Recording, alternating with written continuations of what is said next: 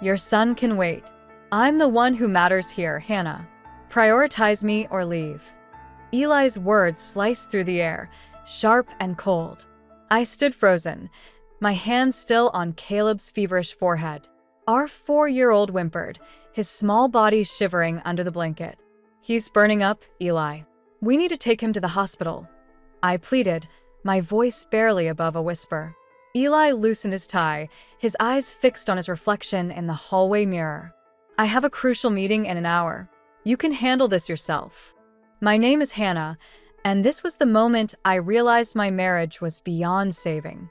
I scooped Caleb into my arms, his heat seeping through my thin blouse. "I'm taking him to the ER. Don't wait up." Eli's hand clamped around my wrist as I reached for the car keys. "You're not going anywhere.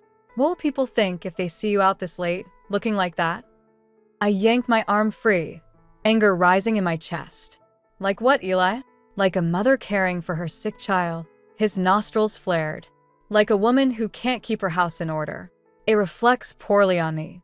"Mommy," Caleb whimpered, burying his face in my neck. I grabbed the keys and headed for the door. Eli's voice followed me, a low, menacing growl.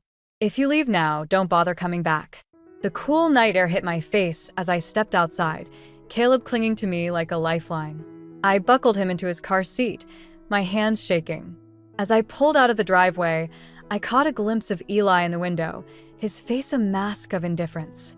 How had we come to this? The charming man I'd fallen in love with seemed like a distant memory, replaced by this cold, uncaring stranger. The hospital waiting room was a blur of fluorescent lights and worried faces. I filled out forms on autopilot, my mind racing. How long had I been ignoring the signs? The subtle put-downs, the constant criticism, the way he'd slowly isolated me from friends and family. "Mrs. Walker." A nurse called my name, jolting me back to reality. "We're ready to see Caleb now." As the doctor examined my son, I made a silent vow. This ends now. No more excuses, no more second chances. Caleb deserves better. I deserve better. My phone buzzed with a text from Eli. "I expect dinner when I get home. Don't disappoint me again." I stared at the screen, a strange calm settling over me. For the first time in years, I saw our relationship with crystal clarity. This wasn't love. It was control, manipulation, and fear.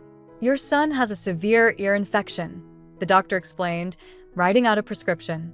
"He'll need antibiotics and plenty of rest." I nodded, cradling Caleb close. "Thank you, doctor. We'll follow your instructions carefully." As we left the hospital, the first rays of dawn were breaking over the horizon. A new day, a new beginning. I kissed Caleb's forehead, now cooler to the touch. "Where are we going, Mommy?" he asked sleepily. I smiled, a plan already forming in my mind. "We're going on an adventure, sweetheart. Just you and me." I pulled out my phone and dialed a number I hadn't used in far too long. "Mom, it's Hannah. I need your help." As I drove towards my parents' house, I felt a weight lifting from my shoulders. The road ahead would be difficult, but for the first time in years, I felt hope. Eli had underestimated me for the last time. Now it was my turn to show him exactly what I was capable of. The morning sun filtered through the curtains as I sat at my parents' kitchen table, nursing a cup of coffee.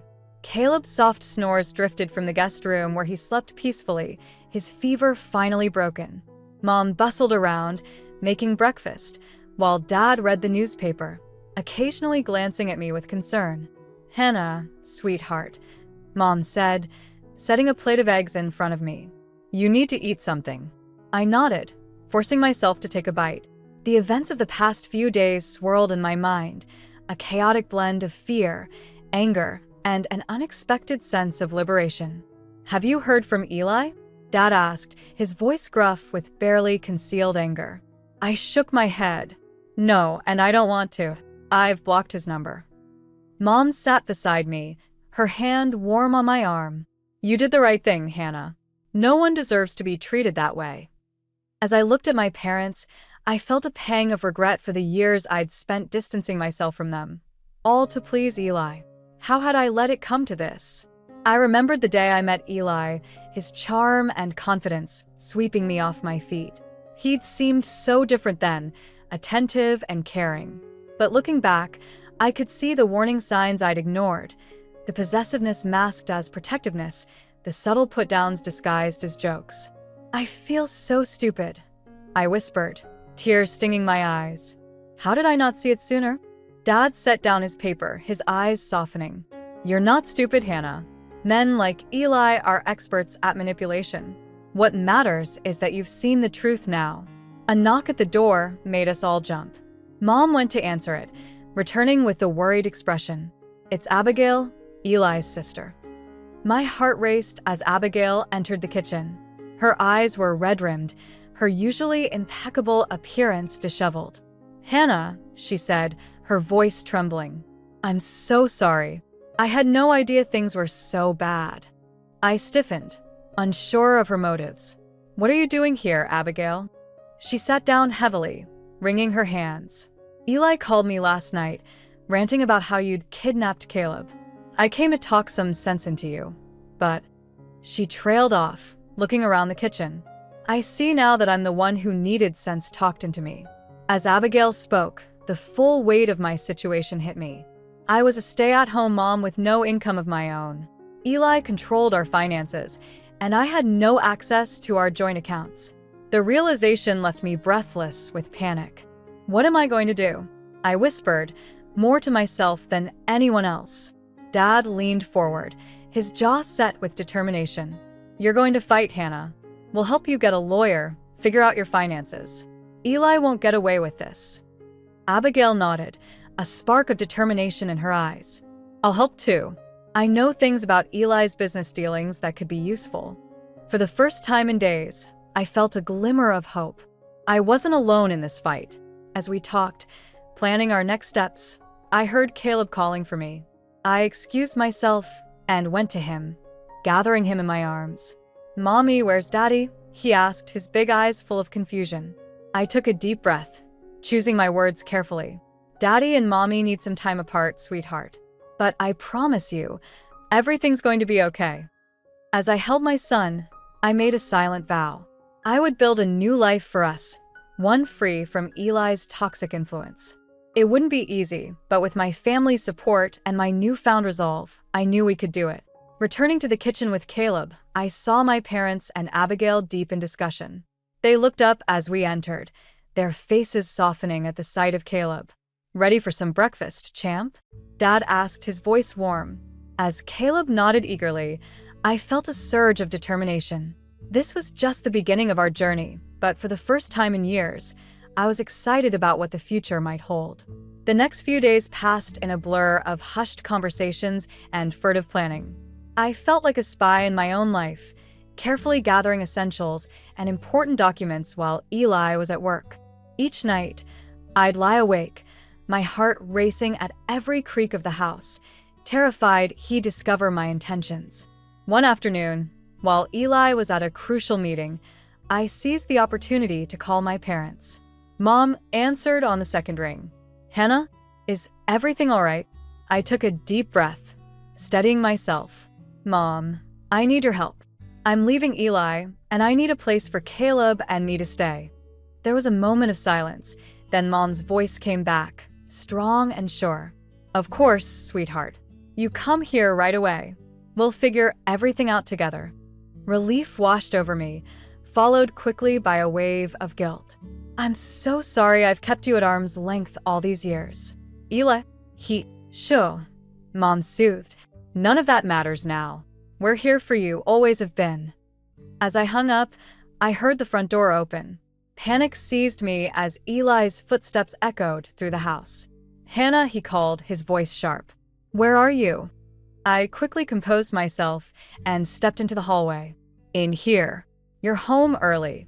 Eli's eyes narrowed. "The meeting was canceled. Who were you talking to?" "Just making a grocery list." I lied smoothly, surprised at how easily the deception came. "Caleb needs more of that cereal he likes." Eli grunted, seemingly satisfied. "Make sure you pick up my dry cleaning while you're out. And don't forget, we have dinner with the Johnsons tomorrow night. Wear that blue dress I bought you." I nodded meekly, all the while my mind racing with plans. Tomorrow night would be perfect. While Eli was schmoozing with his colleagues, I could make our escape. The next evening, I dressed carefully in the blue dress Eli favored, my overnight bag already packed and hidden in the trunk of my car. As we drove to the restaurant, Eli droned on about his latest business deal, oblivious to the turmoil inside me. At the restaurant, I excused myself to the restroom, my hands shaking as I dialed my dad's number. "We're ready," I whispered. "Can you meet us at the house in an hour?" Dad's voice was gruff with emotion. "We'll be there, Hannah. Stay strong." Returning to the table, I plastered on a smile and nodded along to the conversation. Inside, I was counting down the minutes. An hour later, I feigned a migraine, insisting Eli stay and entertain his guests while I went home to rest. He barely spared me a glance as I left, too engrossed in impressing his colleagues. As I pulled into our driveway, I saw my parents' car already waiting. Mom rushed to embrace me as I stepped out. "Oh, Hannah," she murmured, holding me tight. Dad was already inside, scooping a sleepy Caleb into his arms. "Let's go, sweetheart. We don't have much time." We worked quickly, loading the car with the bags I'd packed and a few of Caleb's favorite toys. As we were about to leave, I hesitated in the doorway, looking back at the house that had been my prison for so long. "Hannah," Dad said gently, "it's time to go." With a deep breath, I nodded and closed the door behind me, symbolically closing this chapter of my life. As we drove away, Caleb stirred in the back seat. "Mommy, where are we going?" I reached back to squeeze his hand. "We're going on an adventure, sweetie. Everything's going to be okay now." Looking in the rearview mirror, I saw my parents' car following close behind, a physical representation of the support I denied myself for too long. For the first time in years, I felt a glimmer of hope for the future. As we turned onto the highway, leaving our old life behind, I felt a weight lift from my shoulders. The road ahead was uncertain, but I knew with unwavering certainty that it led to a better life for Caleb and me. The first rays of sunlight crept through the curtains of my childhood bedroom, now a sanctuary for Caleb and me. It had been a week since our escape, and each morning I woke with a mixture of relief and anxiety. Today, however, a new emotion stirred within me: determination. I tiptoed past Caleb's sleeping form and made my way to the kitchen, where Mom was already brewing coffee. "Morning, sweetheart," she said, sliding a mug towards me. "Sleep well?" I nodded, wrapping my hands around the warm ceramic. "I think it's time I started looking for a job." Mom's eyebrows shot up. "Are you sure? There's no rush, Hannah. You and Caleb can stay here as long as you need." "I know, and I'm grateful," I said, "but I need to start building a life for us. I can't hide forever." As if on cue, Dad walked in, newspaper tucked under his arm. "I might have something for you," he said, pulling out a folded section. "The community center's looking for a part-time administrative assistant. It's not much, but it's a start." I scanned the ad, hope blooming in my chest. "This is perfect. Thank you, Dad." The next few days were a whirlwind of activity. I polished my resume, bought a secondhand suit from a thrift store, and practiced interview questions with Mom. All the while, I kept one eye on my phone, half expecting it to explode with angry messages from Eli. But there was nothing. The silence was almost more unnerving than his rage would have been. The morning of my interview, I stood in front of the mirror, barely recognizing the woman staring back at me. Gone was the meek housewife Eli had molded. In her place stood someone stronger, more determined. "You've got this," I whispered to my reflection. As I walked into the community center, my confidence wavered. It had been years since I'd worked outside the home. What if I'd forgotten how to be professional? What if they saw right through me? "Hannah Walker?" A kind-faced woman approached, hand outstretched. "I'm Sandra, the center director. Thank you for coming in." The interview flew by in a blur of questions and answers. To my surprise, I found myself speaking passionately about my desire to contribute to the community and build a better future for my son. "Well, Hannah," Sandra said as we wrapped up, "I think you'd be a great fit here. When can you start?" I blinked, stunned. "Really? I mean, I can start anytime. Thank you so much. As I left the building, my phone buzzed. My heart leapt to my throat when I saw Eli's name on the screen. Where the hell are you? His voice was cold, controlled. I've been calling for days. I took a deep breath, steeling myself. I'm not coming back, Eli. Caleb and I are safe, and that's all you need to know. You can't do this, he hissed. I'll find you. I'll dash. I hung up, my hand shaking but my resolve firm. Quickly, I dialed Dad's number. It's done, I said when he answered. He knows we're gone. Dad's voice was grave. All right, I'll call the lawyer. We'll file for divorce and a restraining order first thing tomorrow. That night, as I tucked Caleb into bed, he looked up at me with wide, innocent eyes. Mommy, when are we going home? My heart clenched, but I managed to smile. We're home, sweetheart. This is our new adventure, remember? He nodded solemnly. I like it here. Grandma makes good cookies. I laughed, feeling a weight lift from my shoulders. She sure does. And you know what? Mommy got a new job today. Things are going to get even better, I promise. As I closed Caleb's door, I heard Mom and Dad talking in hushed tones downstairs. The road ahead would be challenging, but for the first time in years, I felt truly alive. Eli had underestimated me, thinking I'd crumble without him. But he'd forgotten one crucial thing. A mother's love is the most powerful force in the world. And I was just getting started. The doorbell's chime cut through the peaceful Saturday morning, startling me from my coffee-induced reverie. I exchanged a worried glance with Mom before approaching the door cautiously. My heart nearly stopped when I saw who was standing on the porch. Abigail, Eli's sister, stood there, her usually immaculate appearance slightly disheveled. Her eyes were red-rimmed, and she clutched her purse like a lifeline. Hannah, she said, her voice barely above a whisper.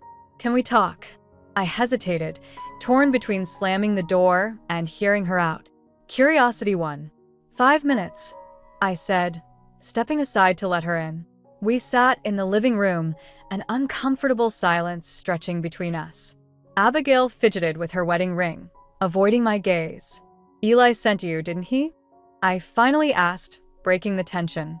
Abigail's head snapped up. Yes. No. It's complicated. She took a deep breath. I came to talk some sense into you, to convince you to go back. But now that I'm here, I'm not so sure anymore. I leaned forward, intrigued. What do you mean? Eli's not doing well, Hannah, Abigail confessed. He's drinking more, lashing out at work. I've never seen him like this. A part of me felt a twisted satisfaction at Eli's struggles, but I quickly pushed that feeling aside. I'm sorry to hear that, but it's not my problem anymore. Abigail nodded, her eyes filling with tears. I know. And I'm starting to understand why you left. The things he said, the way he's been acting, it's like I don't even know my own brother anymore. As Abigail spoke, I felt a shift in the air between us. The animosity I'd expected melted away, replaced by a tentative understanding. He's always been arrogant, Abigail continued, but lately, it's like he's spiraling. His boss called me yesterday, warning that if Eli doesn't shape up, he might lose his job. I absorbed this information, my mind racing. Eli losing his job could complicate things, especially when it came to child support for Caleb. Why are you telling me all this? I asked, genuinely curious. Abigail met my gaze, her expression a mix of guilt and determination. Because I was wrong about you, Hannah. I've always seen you as the problem in Eli's life, but now I realize it's the other way around. And I want to help. I sat back, stunned. Help? How? I know things about Eli's business dealings, Abigail said, lowering her voice. Things that could be useful if he tries to fight you for custody or refuses to pay support. My heart raced at the implications of her words. Are you sure about this? He's your brother. Abigail nodded firmly. I'm sure. It's time someone stood up to him, and I think you're the one to do it. As we talked, Abigail shared details about Eli's work life, his financial situation, and the growing discontent among his colleagues. Each revelation felt like a piece of armor, strengthening my resolve. When Abigail finally left, promising to keep in touch. I felt a strange mix of emotions. Relief at having an unexpected ally, guilt for the satisfaction I felt at Eli's struggles, and a renewed determination to build a better life for Caleb and myself. Mom appeared in the doorway, concern etched on her face. "Everything okay, sweetheart?" I nodded, a small smile tugging at my lips. "Yeah, I think it is. Things are changing, Mom. And for once, it feels like they're changing in our favor." That night, as I tucked Caleb into bed, he asked about his father for the first time since we'd left. "When will Daddy come see me?" My heart clenched, but I kept my voice steady. "I'm not sure, sweetie. But you know what? You and I are going to have so many adventures together. You won't even notice." As I closed Caleb's door, I felt a surge of determination. Eli had underestimated me, thinking I'd crumble without him. But with my family's support and now Abigail's unexpected alliance, I was stronger than ever. Tomorrow, I call my lawyer. It was time to take control of our future, once and for all. Eli's reign of emotional tyranny was over, and a new chapter was beginning. One where I held the pen. The sharp knock on the door sent a jolt through me. I knew who it was before I even reached for the handle. Taking a deep breath, I steeled myself and opened the door. Eli stood there, his once immaculate appearance now disheveled. His eyes, bloodshot and wild, bore into mine with a mixture of anger and desperation. "Where's my son?" he demanded, pushing past me into the house. I closed the door, my heart racing but my voice steady. "Caleb's at school, Eli. What are you doing here?" He whirled around, his face contorted with rage. "What am I doing here? You took my son and disappeared. I'm here to take you both home." "This is our home now," I said, surprised by the calmness in my voice. "Caleb and I aren't going anywhere with you." Eli's laugh was bitter, bordering on hysterical. "You can't do this, Hannah. You're nothing without me. How do you expect to survive?" I felt a surge of anger, but also pity. This man, once so powerful in my eyes, now seemed small and pathetic. "I'm doing just fine, Eli.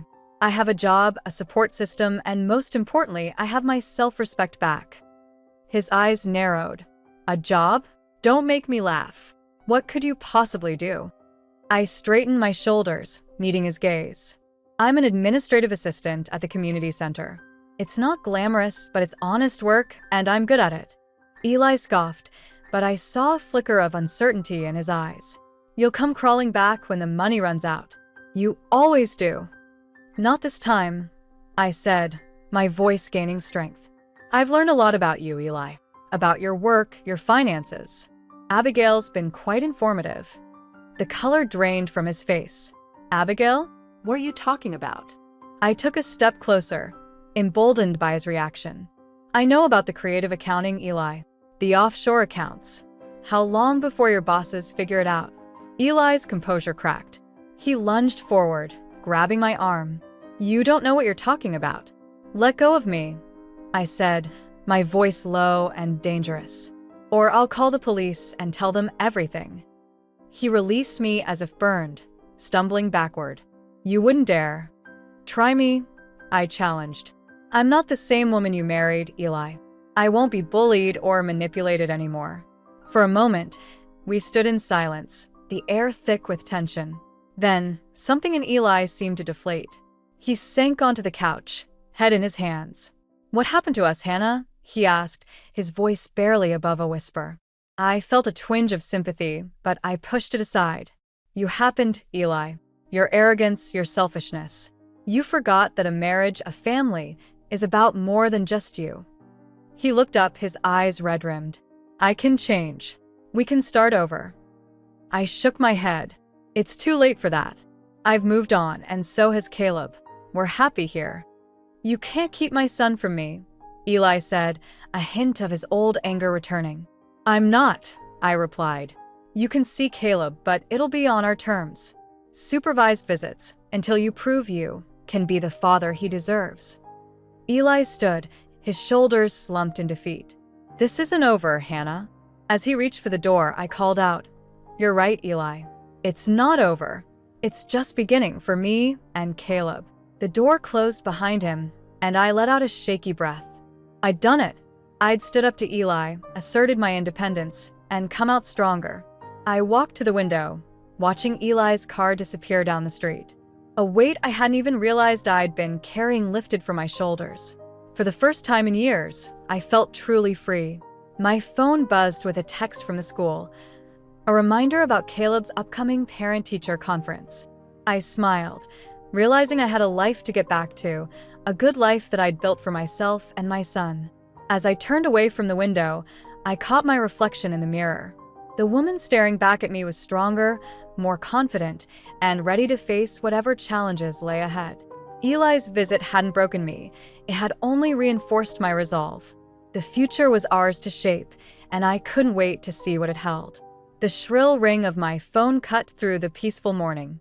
Abigail's name flashed on the screen, her voice urgent when I answered. "Hannah, you need to turn on the news. Now." I fumbled for the remote, my heart racing as I flipped to the local channel. The headline made my breath catch. "Corporate Scandal Rocks Eli Walker's Company." The reporter's voice filled the room. In a shocking turn of events, Eli Walker, former rising star at Pinnacle Enterprises, has been fired amidst allegations of financial misconduct and embezzlement. I sank onto the couch, my mind reeling. Despite everything, a part of me ached for the man I once loved. "Hannah, are you there?" Abigail's voice crackled through the phone. "Yes, I managed." I can't believe it. "It's bad, Hannah. Really bad. The SEC is involved. Eli's facing possible criminal charges." As the reality sank in, a strange mix of emotions washed over me. Vindication, pity, and an overwhelming sense of relief. The man who had once loomed so large in my life was crumbling, his carefully constructed facade finally giving way. "What happens now?" I asked, more to myself than Abigail. "I don't know," she replied softly, "but I thought you should hear it from me first." After hanging up, I sat in stunned silence, the TV still blaring in the background. The doorbell jolted me back to reality. I opened it to find my father, his face a mask of concern. "I saw the news," he said, pulling me into a hug. "Are you okay?" I nodded against his shoulder, surprised to find tears in my eyes. "I'm fine, Dad.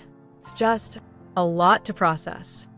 We sat at the kitchen table, cups of coffee growing cold between us. Dad's voice was gentle when he spoke.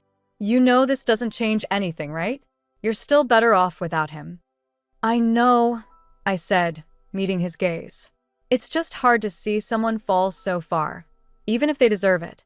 As the days passed, more details of Eli's downfall emerged. The arrogance that had driven me away had finally caught up with him at work. Colleagues spoke of his increasingly erratic behavior, his refusal to listen to advice, his reckless decisions that had cost the company millions. Meanwhile, my own life continued to flourish. My work at the community center had expanded, and I'd been offered a promotion to program coordinator. Caleb was thriving in his new school, making friends and excelling in his studies. One evening, as I tucked Caleb into bed, he asked the question I'd been dreading. "Mommy, why is everyone talking about Daddy on TV?" I sat on the edge of his bed, choosing my words carefully. "Your daddy made some mistakes at work, sweetheart. He's in trouble now, but that doesn't change how much he loves you." Caleb's brow furrowed. "Will we see him soon?" "I'm not sure," I answered honestly. "But I promise, no matter what happens, you and I will be okay." As I closed Caleb's door, my phone buzzed with a text from Eli. "Can we talk? Please." I stared at the screen, my finger hovering over the reply button. Part of me wanted to ignore it, to let him face the consequences of his actions alone. But another part, the part that remembered the man I'd once loved, couldn't turn away completely.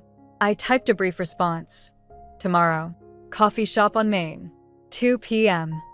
As I hit send, I felt a weight lift from my shoulders. Whatever happened tomorrow, I knew I was strong enough to face it. Eli's downfall hadn't broken me. It had only reinforced the strength I'd found within myself. I walked to the window, looking out at the quiet street. The future stretched before me, uncertain but full of possibility. For the first time in years, I felt truly free to shape my own destiny. Eli's twist of fate had become my opportunity for a new beginning, and I was ready to embrace it with open arms. The autumn breeze rustled through the leaves as I walked Caleb to his first day of kindergarten. His little hand clutched mine tightly, a mix of excitement and nervousness radiating from him. "You're going to do great, sweetheart," I reassured him, kneeling to straighten his backpack. Caleb's eyes darted around the schoolyard, then fixed on something behind me. His face lit up. "Daddy." I turned, my heart skipping a beat as I saw Eli approaching. He looked different, humbled, the arrogance gone from his stance. His eyes met mine, a silent question in them. I nodded, giving him permission to join us. "Hey, champ," Eli said, his voice thick with emotion as he knelt beside Caleb. "Ready for your big day?" As Caleb chattered excitedly about his new school supplies, I watched Eli's face. The man before me was a far cry from the domineering husband I'd left. The past year had changed us both. After dropping Caleb off, Eli and I walked in awkward silence towards the coffee shop on the corner. "Thank you," Eli said finally, "for letting me be here today." I nodded, choosing my words carefully. "Caleb needs both of us, Eli. As long as you're committed to being a good father, I won't stand in your way." Eli's shoulders sagged with relief. "I've been going to therapy," he confessed, trying to understand why I became who I was. "I'm sorry, Hannah, for everything." The words I'd once longed to hear now washed over me without the impact I'd imagined. I realized I no longer needed his apology to move forward. "I appreciate that, Eli. I hope you find peace." We reached the coffee shop, and I checked my watch. "I need to get to work. I have a big presentation today." Eli's eyebrows raised. "The community center?" I smiled, a hint of pride in my voice. "Actually, I've been promoted to program director for the entire county. We're launching a new initiative for underprivileged youth." Surprise and admiration flickered across Eli's face. "That's incredible, Hannah. You've really found your calling." As we parted ways, I felt a sense of closure settling over me. The anger and hurt that had driven me for so long had faded, replaced by a quiet strength and self-assurance. That evening, as Caleb regaled me with stories from his first day, my phone buzzed with a text from Mom. "Dinner tomorrow night to celebrate your presentation? Dad's grilling steaks." I smiled, typing back a quick, "Wouldn't miss it." After tucking Caleb in, I stood in front of the mirror in my bedroom. The woman staring back at me was a far cry from the timid housewife I'd been a year ago. My eyes were clear, my stance confident. I'd not only survived, but thrived. I thought about the journey that had brought me here, the pain, the fear, the moments of doubt, but also the triumph, the self-discovery, and the unwavering support of my family and friends. Eli's downfall had been a catalyst, but my rise had been entirely my own doing. I'd rebuilt my life brick by brick, creating a foundation of self-worth and independence that could weather any storm. As I climbed into bed, I felt a profound sense of peace wash over me. The future stretched out before me, full of possibilities. I had a career I was passionate about, a son I adored, and a support system that had proven unshakable. Eli would always be a part of our lives, but no longer as the domineering force he once was. We'd found a new balance, one that put Caleb's well-being first and allowed us both to grow. I closed my eyes, a small smile playing on my lips. Tomorrow was a new day, full of promise and potential. And for the first time in years, I was excited to see what it would bring. The journey hadn't been easy, but it had been worth every step. I discovered a strength within myself that I never knew existed, and I was ready to face whatever challenges lay ahead. As sleep began to claim me, one final thought drifted through my mind. I was no longer defined by my past or by Eli's actions. I was Hannah, mother, career woman, survivor. And my story was just beginning.